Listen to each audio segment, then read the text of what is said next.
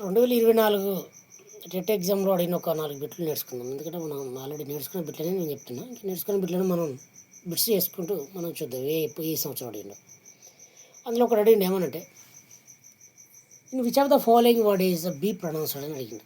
ఈ కింది వర్డ్లలో ఏది బి అనేది ఉచ్చరిస్తుంది, ప్రొనౌన్సియేషన్ అవుతుందని ఇచ్చిండు. నెంబర్ 1 ఏమి ఇచ్చండి, CLIMBED ఇచ్చిండు, క్లైమ్డ్ అనాలి. DOUBT ఇచ్చిండు, డౌట్ కాదు. అదేవిధంగా CUPBOED కప్బోర్డ్ ఇచ్చిండు.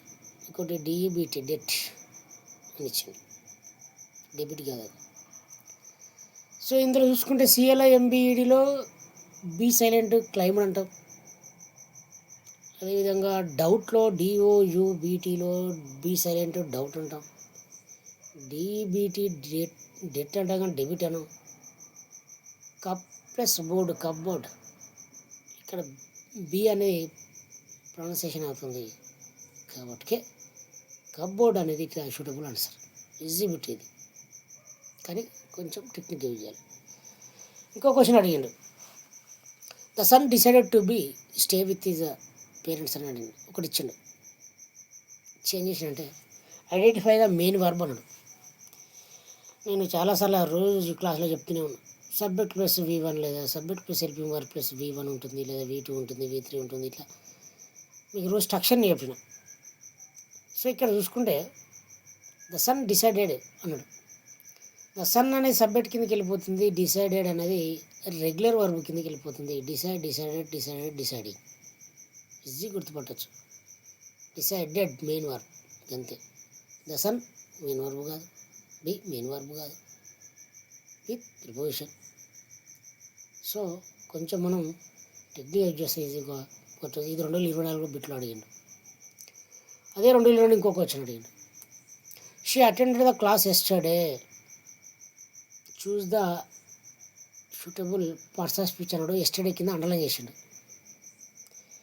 నేను చెప్తున్నా ఆల్ టెన్సెస్ చెప్పిన, ప్రతి టెన్సెస్లో ఉన్న కీవర్డ్స్ మ్యాక్సిమం అడ్వర్బ్సే. ఎస్టర్డే కానీ, లాస్ట్ ఇయర్ కానీ, నెక్స్ట్ కానీ, టుమారో కానీ, all, now, at present, at the moment, అన్నీ కూడా అడ్వర్బ్ అని గుర్తుంచుకోండి. ఎగ్జామ్లో అడిగితే అరే ఇది సార్ చెప్పినప్పుడు టెన్సెస్ చెప్పినప్పుడు కీవర్డ్స్ అన్నాడు, కీవర్డ్స్ అనేటివి అడ్వర్బ్స్ అని ఇమ్మీడియట్ అడ్వర్బ్స్ పెట్టచ్చు. ఇది ఆల్రెడీ 2024 ఎగ్జామ్లో అడిగింది ఇదే క్వశ్చన్, సేమ్ క్వశ్చన్. ఇంకోటి, I watch movies once in a blue moon. నేను ఆల్రెడీ ఒకసారి చెప్పాను ఈడియమ్స్ గురించి చెప్పినప్పుడు once in a blue moon ఏమన్నా అంటే ప్రతిరోజు కాకుండా తరచుగా అనే సందర్భంలో, చాలా తరచుగా అనే సందర్భంలో once in a blue moon వాడాలని చెప్పిన. ఒకసారి నా ప్రీవియస్ వీడియో చూసుకోండి. ఇందులో once in a blue moon అంటే చాలా ఆప్షన్ ఇచ్చాను, అందులో వెరీ రేర్లీ అనేది సూటబుల్ ఆన్సర్. సో ఈ విధంగా 2024 ఇటువంటి బిట్స్ అడిగిన, ఇంకా చాలా బిట్లు అడిగినా మనం ఆ బిట్స్ మనం డిస్కస్ చేసుకోవాలి. డిగ్రీసర్ కంపారిజన్, యాక్చువల్ క్వశ్చన్ ట్యాగ్ అడిగిండు. ఓకే, డైరెక్ట్గా స్పీచ్ అడిగిండు. కానీ డైరెక్ట్ మనం చెప్పలేం కదా, క్లాస్ చెప్పిన తర్వాత అందులో ఈ బిట్ వచ్చిందంటే ఈజీగా మీకు అర్థమవుతుంది. Okay, thank you. రేపు మరో కొన్ని బిట్స్ తోటి మరి రేపు వద్దాం. Okay, thank you.